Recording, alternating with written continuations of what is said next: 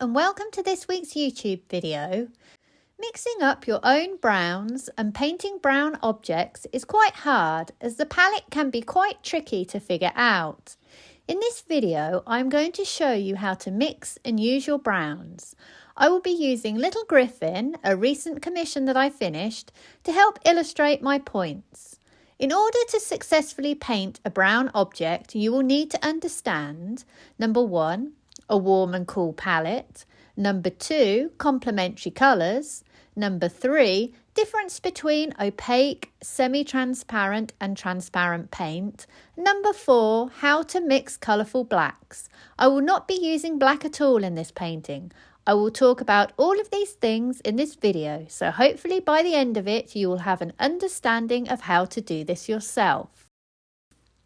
Complementary colours sit opposite each other on the colour wheel. When you put one next to the other, they look amazing. One colour will always neutralise the other, and with the addition of white, give me a colourful grey. Red is my warmest colour on the colour wheel, and as I move away from my red, my colours begin to get cooler.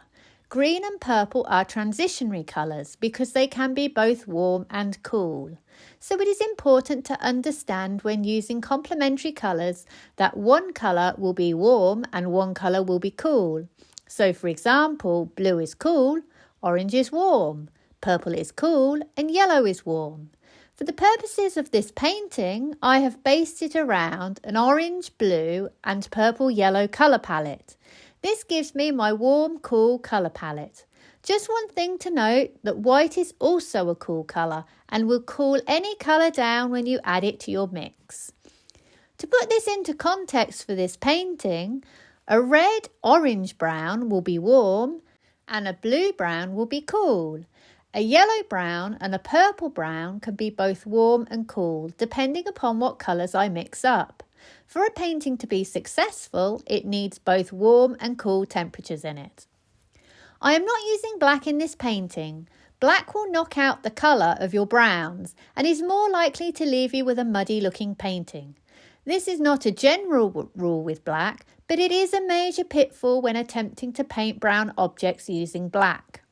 I am going to mix up a number of blacks on my palette, starting with my darkest black that will be used in my darkest areas of the shadows and around the eyes.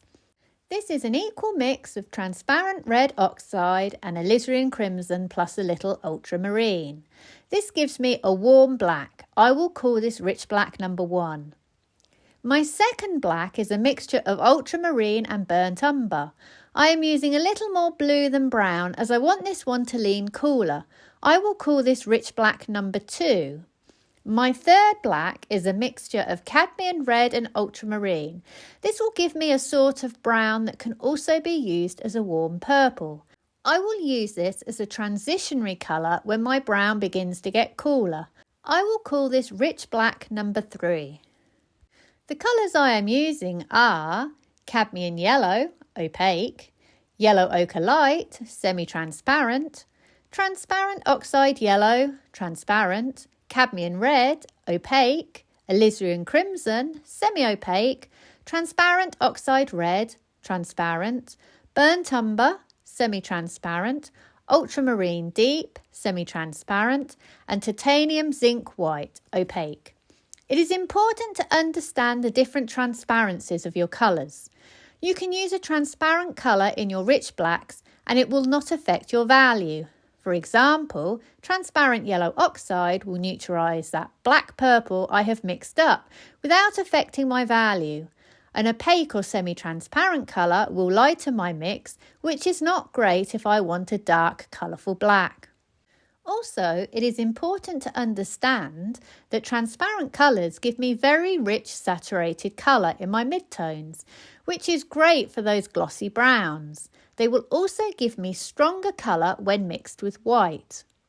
Which yellow I use will also affect the temperature of my brown. Yellow ochre light is a warmer hue than cadmium yellow, so it will give me a warmer brown. Cadmium red is my warmest red, but due to its opaque nature, I need to be careful with how I use it. Alizarin crimson and transparent red oxide are cooler reds, But I can be really quite liberal with my transparent oxide red in my mixing because it is transparent. Why is all this important? I need to understand what I am looking at when I view my reference photo. Am I looking at a warm or cool brown, a saturated brown, or a more muted brown? What colour hue is my brown? Is it red, yellow, orange, etc.? If I understand what I am looking at and how my paints change when mixed together, I will know what colours to use. I am now going to mix a couple of browns on my palette. One of them will be warmer brown and one of them will be a cooler brown. Starting with my warm brown, I am taking some of my warm black mix, transparent red oxide plus alizarin crimson plus ultramarine. I'm now going to add transparent oxide yellow, yellow ochre light, cadmium yellow and a bit of ultramarine. This gives me my base warm brown that I have used throughout this painting in the mid-tone areas. To give me a cooler version of this, I'm now going to add some cadmium yellow and a bit more blue. Remember our colour wheel, green is a transitionary colour and is enough to push my mix cooler. If I want to make my brown cooler, I can either add more cadmium yellow and ultramarine, or I can add rich black number 2 plus white, or rich black number 3 plus white. Remember, white cools down any colour. So I now have my two mid-browns, warm and cool. What about my lighter areas? My warm areas first. What colours should I use? Remember what I said about my transparent colours being more saturated and also my white cooling down my mixes. These areas are more of an intense pink-red hue, but because of the addition of white, my alizarin crimson just won't give me the intensity I need. My transparent paints will though, because they give me more saturated colour when mixed with white. So always ask yourself, how saturated or intense do I need this colour to be? If the answer is very, use one or both of your transparent colours mixed with white. Mixing them with other saturated colours in your palette will also work. For example, my cadmium yellow and my transparent red gives me a really bright saturated colour that when mixed with white is great for Griffin's highlights.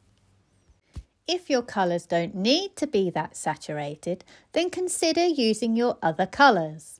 But here, I need them to be intense and warm in colour, so I'm using either some combination of transparent red, transparent yellow, cadmium red and cadmium yellow mixed with white.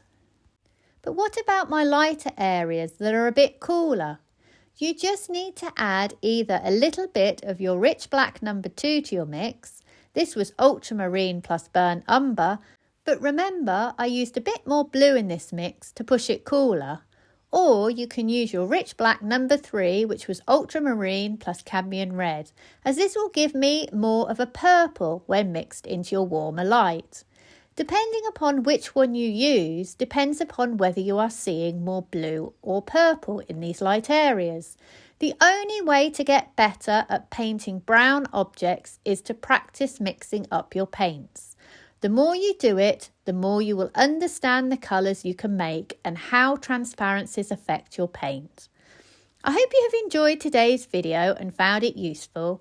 Please like and subscribe if you can, and check out my website sarahhallidayart.com, where you will find example of my work and also details of online classes that I run. Thank you for watching and see you for the next one.